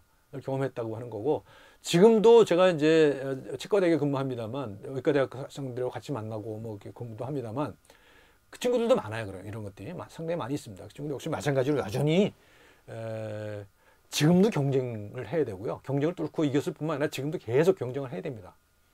그래서 뭐예요? 뭔가 의대에서도 어떤 괜찮을까? 남들이 많이 가고 싶어하는 과를 가기 위해서 그렇게 힘들게 경쟁을 한다는 겁니다. 자, 근데 이런 것이 우리가 자연적인 건 아니라는 거죠. 그죠? 이런 경쟁이, 물론 자연 상태에서도 경쟁이라는 게 없을 수는 없습니다. 경쟁이 있고, 거의 이제 가까운 생존을 위한 경쟁을 하잖아요. 근데 그런 경쟁은 지금 우리가 갖고 있는 경쟁은 질적으로 많이 다르다는 거죠. 여기 보시는 이분은 로버트 사포스키라고 하는 생물학자인데요. 이분은 꼭 개코 원숭이랑 똑같이 생겼죠. 개코 원숭이를 연구하는 분입니다. 근데 이분이 이런 얘기를 해요. 지구에 사는 모든 종의 99%에게 스트레스는 사바나에서 경험하는 3분 동안의 충격과 같다. 사바나에서 경험하는 3분은 뭐냐면 도망가는 거죠. 맹수를 피해서 도망가는 경험을 얘기하는 거죠. 근데 그때 만들어진 스트레스의 반응이라는 거예요. 그러니까 맹수가 쫓아오면 무조건 도망가야 되잖아요. 이제 그때 이제 엄청나게 스트레스 호르몬이 분비가 되죠. 그래서 에피네프린, 노에피네프린 이런 것들만 분비가 돼서 한 건에 아주 괴력이 나오죠. 그래서 도망갑니다. 근데 그게 계속되지는 않아요. 그죠? 피하고 나면은 아니면 피하거나 아니면 잡아먹히거나 둘 중에 하나죠. 그래서 시간이 지나면 저절로 사라져요. 그리고 그 스트레스를 겪고 난 다음에 생존을 했다고 하면 거기에 어떤 굉장히 큰 만족감이 몰려옵니다. 도망가고 나서 큰 만족감이 몰려온다는 거예요. 그러니까 그게 이제 어떤 그 균형을 이루는 거거든요. 그러니까 스트레스를 통해서 스트레스를 경험하고 난 다음에 그것이 어떤 그것을 겪고 난 다음에 어떤 그 보상이 따라오는 건데 현대인에게 이런 게 없다는 겁니다. 그러니까 원시 상태에서는 이런 보상을 생적인 보상을 경험했지만 현대인들에게는 그런 게 없다는 겁니다. 그래서 그것이 만성화되고 있다는 거예요. 그런 맹수도 없지만 맹수와 같은 그런 어떤 아주 직접적인 생존을 위협하는 그런 아주 급성의 스트레스도 없지만 아주 만성적인 스트레스가 일상적으로 가해지기 때문에 이때 만들어진 그 스트레스 대응 방식으로는 적응하기 어렵다라고 하는 겁니다. 그래서 이런 얘기를 합니다. 이런 늑대 또는 사자나 호랑이를 피해서 도망친 후에 긴장 완화는 우리는 보통 일반적인 현대인들이 경험하는 그런 긴장 완화보다 훨씬 더 그 보상이 컸다라고 하는 것이죠. 그리고 이제 스트레스가 지나가고 나면은 피로해서 눕죠. 그리고 여러분들 그런 경험 해보셨나요? 저는 이제 예를 들면 이제 산에 갔다 오고 난 다음에 그 아주 노곤노곤한 그 피로감이 굉장히 달콤하게 느껴지는 경험이 있거든요. 이제 그러니까 그런 피로가 어떤 그 창의성을 북돋는 거라는 겁니다. 그래서 이제 이게 스트레스를 우리는 보통 이제 의학적으로 스트레스 피하라고 얘기를 하지만 사실은 스트레스를 완전히 피할 수는 없는 거죠. 스트레스는 우리가 함께 살 수밖에 없는 거라는 겁니다. 그래서 그거는 이제 이런 거예요. 이거 보통 스트레스 호르몬이라는 게 코르티졸이거든요. 근데 코르티졸이 이제 스트레스 호르몬을 알려져 있어요. 어떤 그 스트레스 가했을 때 그 극복하기 위한 건데 옥시토신이라고 하는 호르몬이 그 이후에 나옵니다. 그럼 그건 뭐냐면 옥시토신이라는 것은 사람 간의 유대를 강화시켜주는 역할을 하거든요. 그래서 젖을 먹이는 어머니라든가 이런 경우에 많이 분비되는 게 옥시토신이거든요. 그리고 동물에게도 옥시토신을 투여했을 때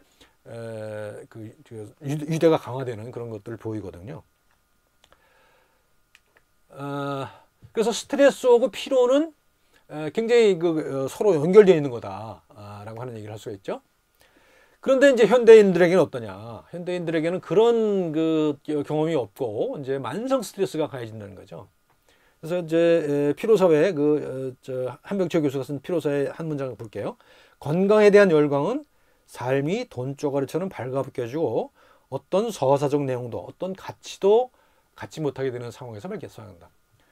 그러니까 가치 이게 이제 핵심이죠. 서사적 내용과 가치도 발견하지 못한다는 거예요. 그러니까 과거에는 스트레스를 받고 그것을 피하고 난 다음에 어떤 생리적 보상이 있었다고 한다면 지금은 그것이 특별한 의미가 없다는 거예요. 우리가 받는 스트레스라고 하는 것이 상사한테 받는 스트레스, 맨날 나를 욕을 하는 주변 다른 동료들의 스트레스, 이것이 어떤 서사적 내용이 있냐 말이죠. 그런 욕을 먹는다는 것 자체가 굉장히 큰 스트레스인데 그것이 어떤 이야기로 연결되어 있지는 않잖아요. 또 그 가치가 있는 것도 아니거든요. 그 스트레스를 극복함으로써 내가 어떤 큰 보상을 얻을 수 있는 것도 아니에요. 그러니까 우리는 만성적으로 그런 피로에 시달리고 있다는 거죠. 그래서 가치와 목적을 상실한 건강을 위해 자신의 창조적 자원을 고갈시키는 우리는 건강의 노예가 되고 있다. 건강의 노예가 되고 있다. 이게 참 뼈아픈 지적이죠. 건강이라고 하는 말이 우리는 굉장히 건강을 굉장히 항상 그러잖아요. 건강하세요. 뭐 이렇게 인사하잖아요. 근데 조금 깊게 생각해 보면 건강이라고 하는 것이 어떤 이데올로기가 되고 있는 것 같습니다. 건강이라는 아까도 설명드렸습니다. 건강 똑바로 서 있고 편안한 거잖아요. 근데 그게 왜 이데올로기가 돼야 되죠? 우리는 어떤 과정 속에서 그걸 자연적으로 경험하는 것이 돼야 되는데 건강하기 위해서 또는 행복하기 위해서 살아야 되는 것처럼 우리는 얘기를 해요.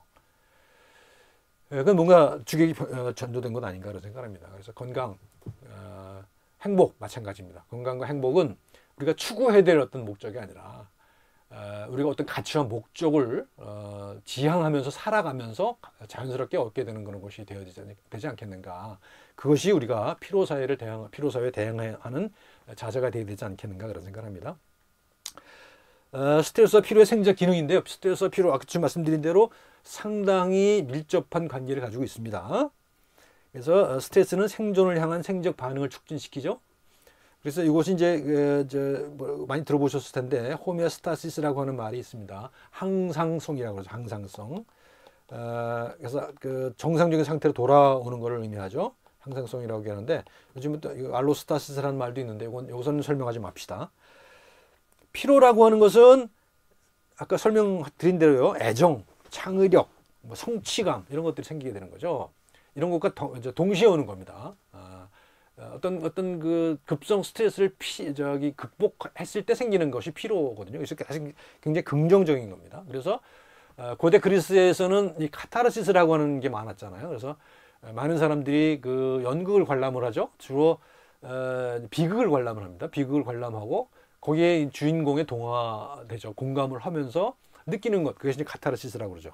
이걸 영혼의 피로라고 얘기를 하는데 어떤 갈등을 극복하고 나서 느끼는 어떤 만족감, 그것을 우리가 카타르시스라고 얘기를 하는 거죠. 결국 이제 피로의 일종이라고 볼 수가 있는 겁니다. 그래서 스트레스 피로가 그렇고요.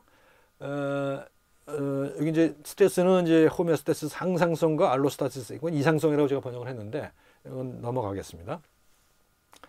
피로의 과학, 일반 적응 증후군입니다.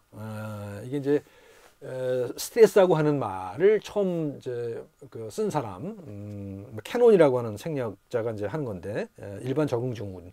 우리가 어떤 스트레스가 가해졌을 때 그걸 일반적으로 적응하는 그런 메커니즘이 있다는 거예요. 그게 이제 세 가지로 나누는데요. 첫 번째 경보기, 두 번째 저항기, 세 번째 소진기입니다. 경보기는 뭔가 무슨 위험이 닥치잖아요. 그러면 어떻습니까?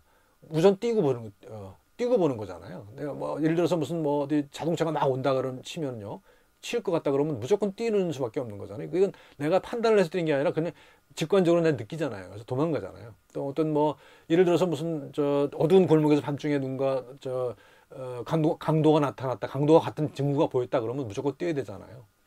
또는 이런 거예요. 원시사회에서 사바나에서 저기 풀숲이 있는데 거기 바사락하는 소리 났다고 칩시다.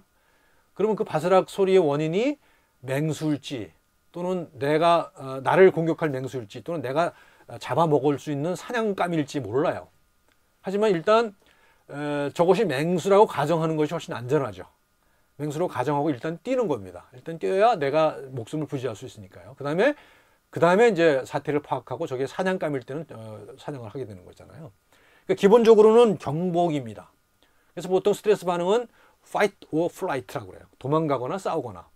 근데 처음 반응은 도망가는 거겠죠. 그래서 도망가는 반응이 있습니다. 그래서 이 도망가는 반응은 이제 뇌에 회로가 있어요. 편도체, 청반, 부신으로 가요. 그래서 여기는 아드레날린, 뭐 도파민 이런 것들이 나와서 도망갈 때 최고의 그런 출력을 발휘할 수 있도록 내 몸이 그렇게 이제 몸을 만드는 거죠. 그게 이제 경복이고요. 그 다음에 만약에 도망갈 수 없다 그러면 어떡합니까? 도망가는 것이 불가능하다 할 때는 맞서 싸워야 되겠죠. 맞서 싸우는 수밖에 없잖아요. 맹수라고 하더라도 그냥 보통 다른 초식동물들을 잡아먹겠지만 사람이라면 맞서 싸울 겁니다. 어떻게든 간에 끝까지. 이제 그게 이제 저항기고, 이럴 때 나타나는 반응이 또 달라요. 그래서 시상하부, 뇌하수체, 부신피지로 가서 코르티졸이라고 하는 스트레스 호르몬이 나옵니다. 그게 이제 저항기고요. 그 다음에 소진기에 오게 되면은 이제 이것저것 아무것도 못하는 거죠. 동물 사회에서 보통 보게 되면 죽은 척하는 동물도 있잖아요.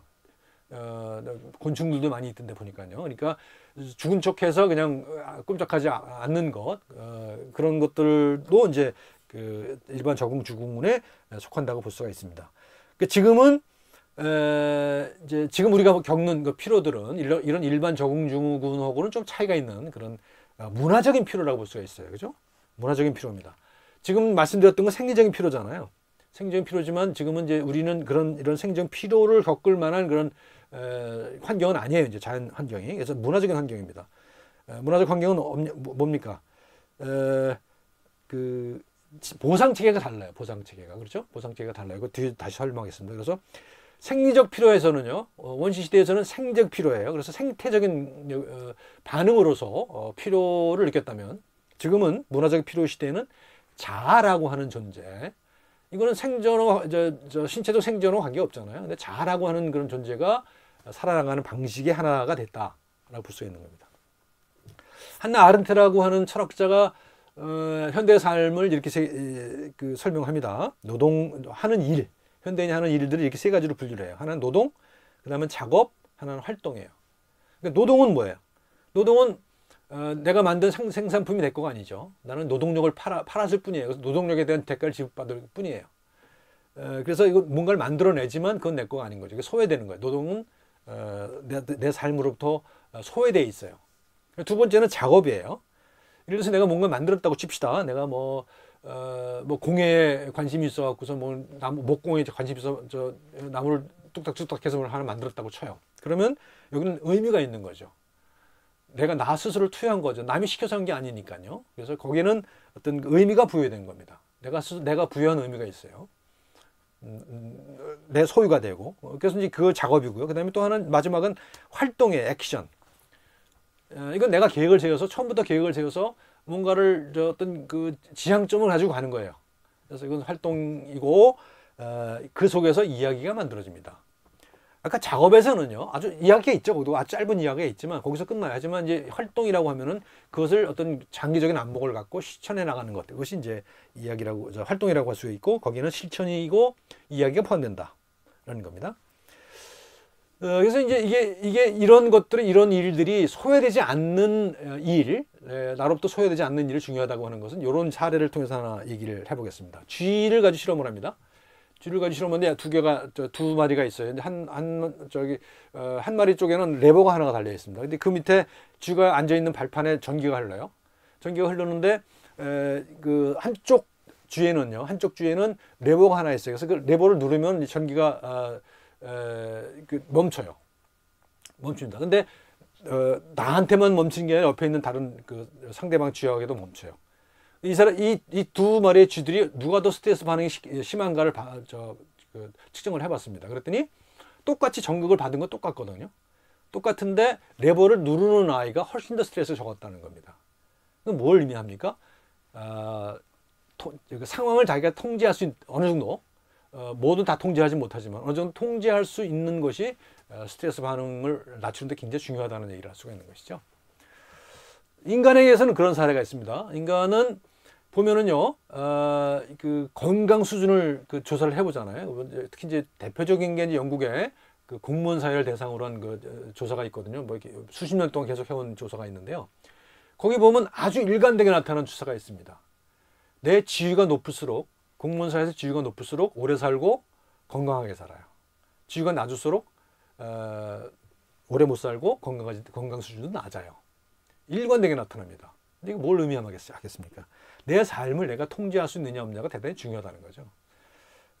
그게 이제 피로의 원인이 되기도 하요. 그러니까 그 수동적으로 가해질 때 나한테 굉장히 큰 스트레스가 오고 피로를 더 심하게 느낀다고 할 수가 있는 것이죠. 자, 정리해보면 그렇습니다. 석기 시대는 생존과 번식을 위한 활동이었어요. 액션이었어요. 그죠? 내가 맹수를 피해 도망가든 또는 내가 사냥을 하든 그 생존을 위한 활동이었고 내 자아는 참여하는 것이었어요. 그 안에 참여하는 것이었어요. 그리고 그래서 필요한 것은 그 생적 보상으로 따라오는 것이었습니다. 그래서 이제 그럴 때 뭐가 나오냐? 엔도르핀이라는 호르몬이 나오죠. 근데 이게 이제 어디 남아 있는가 하면요. 마라톤 하는 사람들 있죠. 마라톤 중독된 사람들 있잖아요. 이런 사람들 되게 이런 겁니다. 이게 뭐냐면 그 마라톤을 했을 때 끝나고 나서의 그런 쾌감을 그걸 잊을 수 없다는 겁니다. 그래서 러너즈 하이라고 그러죠. 러너즈 하이. 달리는 사람이 느끼는 그런 어떤 마약 비슷한 거예요. 이게 이제 밖에서 주는 게 마약이 아니라 몸에서 만들어지는 마약이죠. 엔도르핀이니까요. 이제 그게 석기 시대에 진화한 그런 속성이라고 얘기할 수 있어요. 중세 시대를 보게 되면 노동이죠. 뭐 서양의 중세는 뭐 기독교 사회잖아요. 근데 기독교 사회는 특히 신에게 또는 성직자에게 복종할 수밖에 없었던 것이죠. 그러니까 복종하는 자아예요. 일을 한다는 것은 그것은 보상을 받기 위한 거죠. 그러니까 뭐 기독교적으로 보면 영생을 얻기 위한 것이기도 하고요.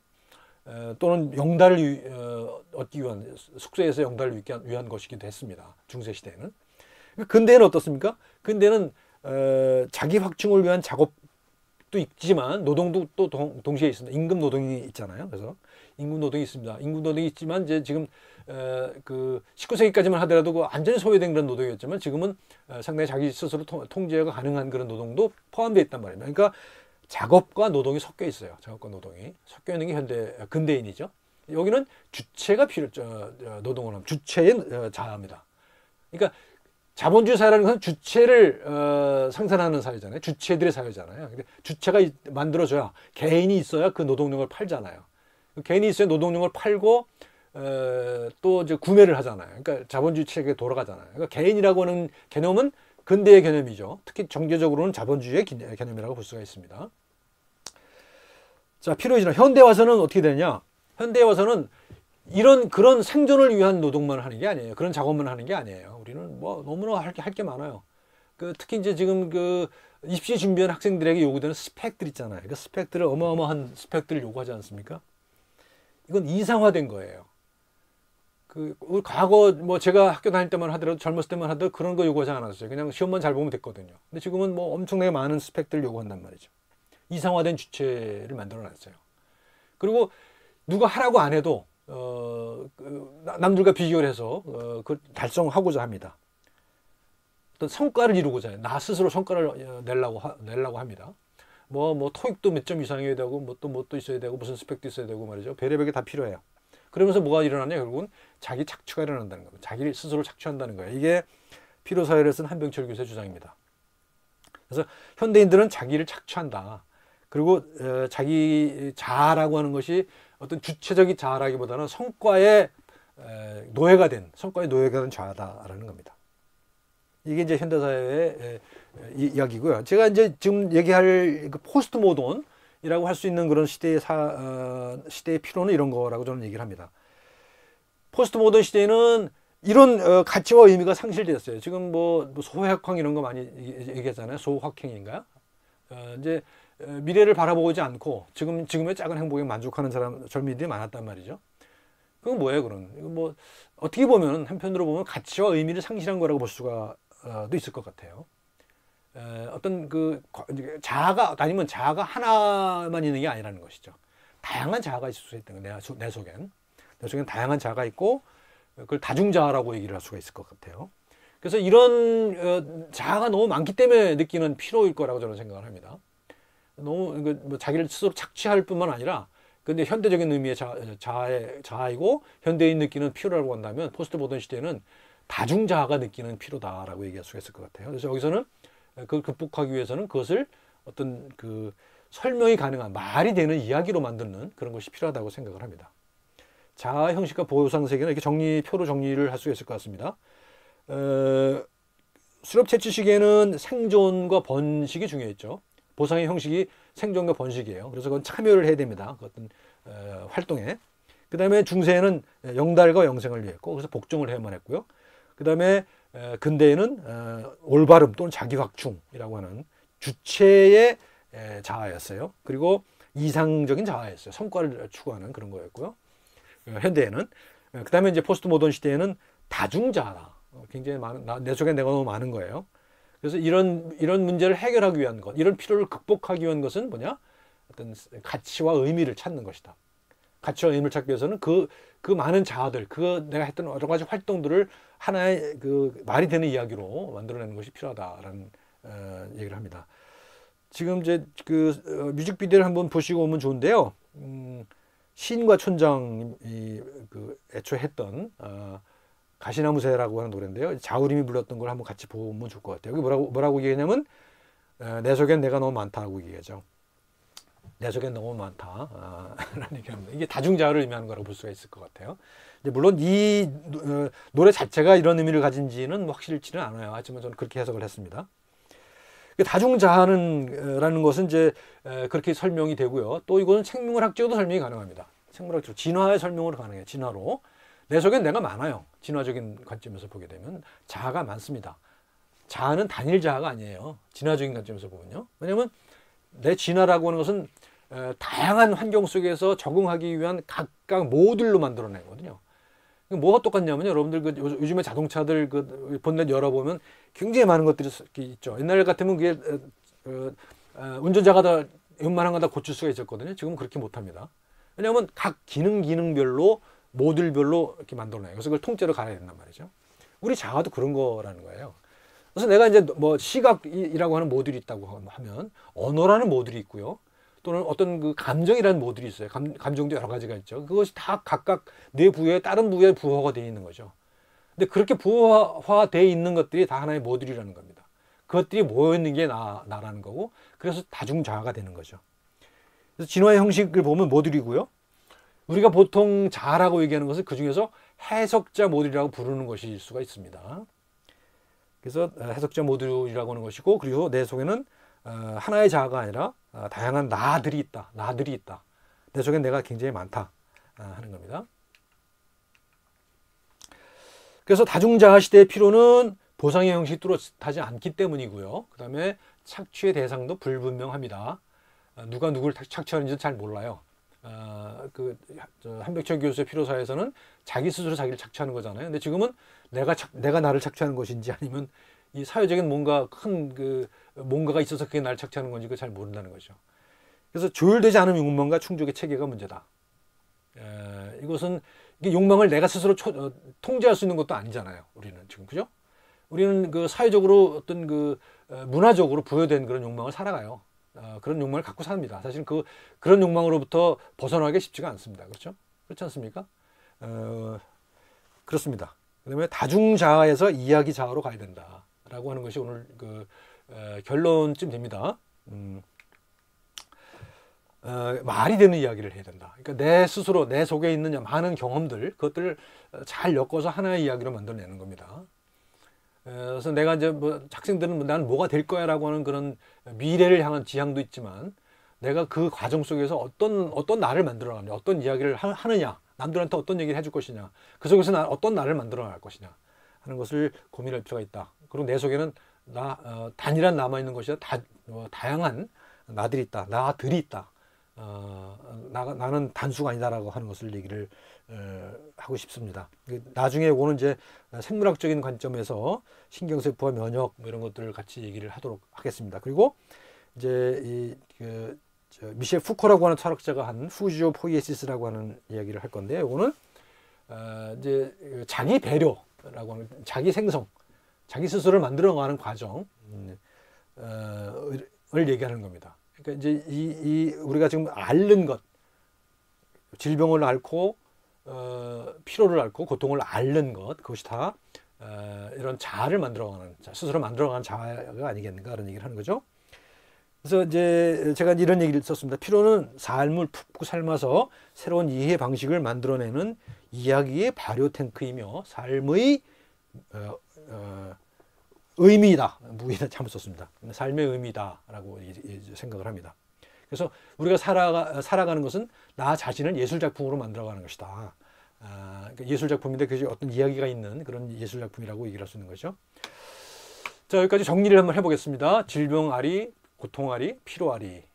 이것은 이제 세 가지 흐름으로 정리를 했는데요. 맨 처음에 이제 코기토라고 하는 어떤 우리가 가지고 있었던 기본적인 사물 인식 방식에서 코나투스라고 하는 방식, 세상을 살아가는 삶의 방식으로 이제 전환할 필요가 있다는 얘기를 했고요. 그다음에 자아라고 하는 것은 하나의 점이 아니고 하나가 아니라 많은 다양한 그 모듈들이 섞여 있는 그런 복합적인 나다, 그런 자아다라고 하는 거고요. 그리고 우리가 공부하는 것도 그렇고 뭐 경험을 하는 것도 그렇고 어떤 개념, 추상적인 개념이라기보다는 구체적인 이야기로 그것을 경험하는 것이 훨씬 좋다, 건강이 좋다라고 하는 것이고요. 그다음에 지금까지는 이제 자유주의 시대거든요. 개인이 자유의지를 가진다고 생각했어요. 그래서 개인을 중심으로 한 뭐 경제 체제도 그렇고요. 그다음에 정치 체제도 그랬잖아요. 지금 제가 이제 강조하고자 하는 건 자연주의입니다. 우리가 어떻게 자연 속에서 어떻게 이런 속성을 가지게 됐는가를 알게 되면은 세상을 살아가는 방식에 있어서 훨씬 더 건강할 수 있다고 저는 생각합니다. 자유주의라는 것도 사실 인위적인 것이다. 인간의 자유라고 하는 것, 자유의지라는 것도 사실은 추상화된 거죠. 그죠? 실제로 자유롭지 못한 사람이 얼마나 많이 있습니까? 그게 이제 모든 사람을 자유롭게 하는 것도 중요하긴 합니다만 어쨌든 간에 우리는 그럼에도 불구하고 우리는 자연 속에서 진화해온 존재라는 거잖아요. 그래서 그런 자연주의로 전환하는 과정이 필요하다라고 하는 것이 오늘 여기 이 네 가지가 오늘 제가 드린 말씀의 결론이라고 정리할 수 있겠습니다. 고맙습니다.